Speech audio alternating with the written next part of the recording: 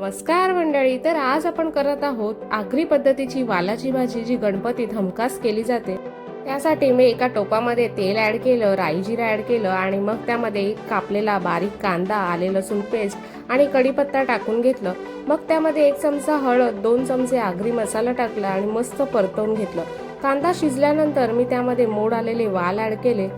आता हे वाल आपल्याला 5 ते 10 मिनिटं गरम पाणी ठेवून शिजवून घ्यायचे आहेत. मग वाल थोडे शिजल्यावर त्यामध्ये मीठ, चिमूटभर साखर आणि गरम मसाला ॲड केला. आता पुन्हा भाजी आपल्याला 5 ते 10 मिनिटं झाकण ठेवून चांगली वाफेवर शिजवून घ्यायची आहे. मग त्यामध्ये मी गरम पाणी ॲड केलं आणि एक बारीक कापलेला टोमॅटो टाकला. सुक्या खोबऱ्याचं वाटण टाकलं. इथे मी फक्त सुका खोबरा यूज केलेला आहे.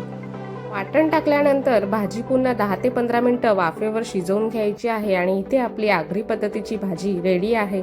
तर भेटूया पुढच्या व्लॉगमध्ये. आपल्या चॅनलला लाईक, शेअर आणि सबस्क्राईब नक्की करा.